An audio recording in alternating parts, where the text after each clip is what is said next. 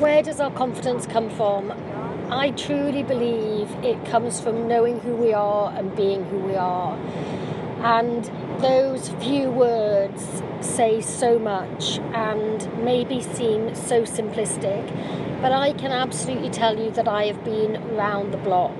Definitely as a child, I was considered to be quite an easygoing child, a good girl, and generally looked down quite well, I would say, if people could see me.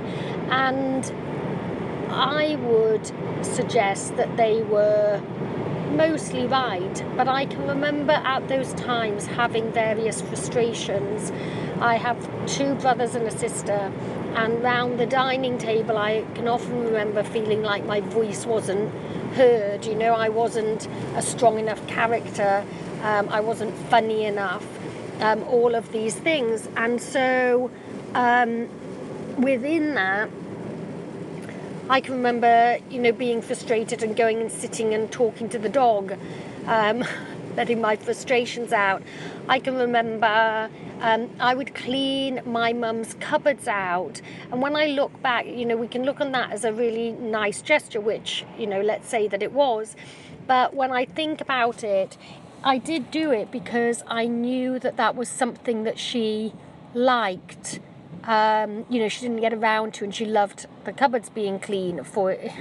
And so I would take the time to do that. Why was I really doing it? Was I doing it just to do it without any expectation of anything coming back to me? Or was I doing it because I wanted attention and I wanted to be given love from doing it? Well, I can absolutely say that now, I wouldn't have known really then, but that is a strong reason why I was doing it. I was looking to get love. And in the midst of, her very busy life, she worked full time, had 4 children. In the busy life of a family, we had lots of activities, we played a lot of sports, and kids all fairly close together. There's 2 years, 3 years between us. So she'd had 4 kids under the age of 7 when my younger brother was first born.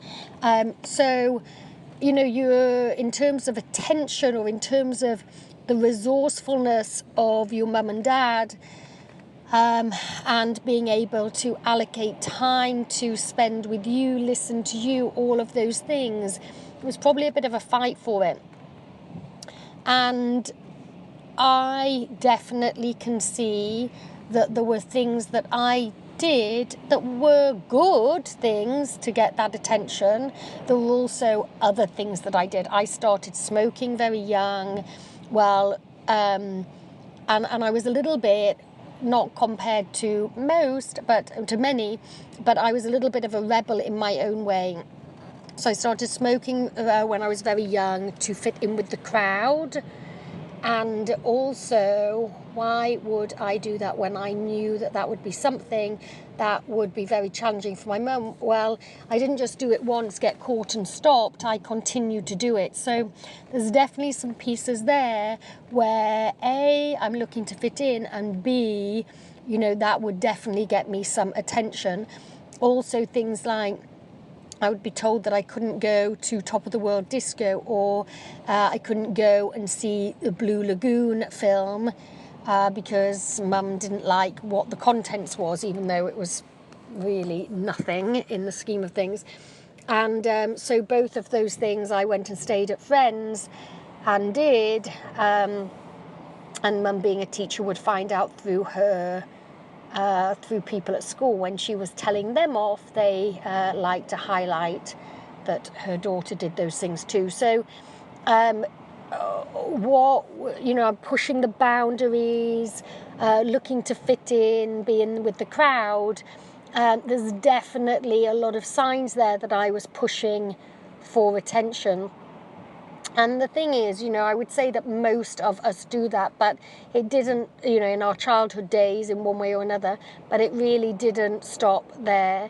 There were a variety of it went on from there, and showed up in different ways throughout my life in my 20s, and I would say into my 30s, until I started becoming more aware, really through the pain that it caused of me not being true to myself, being myself, and knowing that I had this soul, this spirit in me that really felt like I had so much to give the world. Well, we really are not going to show up or be able to give our gifts in the world if we are not being true to who we are first.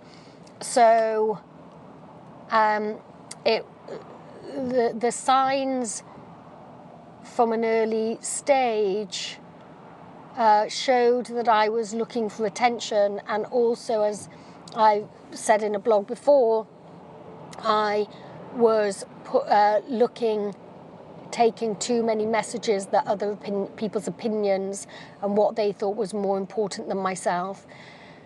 So I don't know if this resonates with you, in terms of you feeling that you maybe at times you were competing for attention, you didn't have a voice, and that has shown up in the way you play the game of life in your later years. I'd love to hear any comments on it. There are plenty of formulas that I found to get me back to knowing who I am, being who I am, and from that space I am joyful, I am playful, I am happy, I am much more giving, I am much less competitive in that way, not necessarily on the sports field. And I wish all of those things for you. So if there's, I'd be interested to see where anybody's at with that, and see how we can help.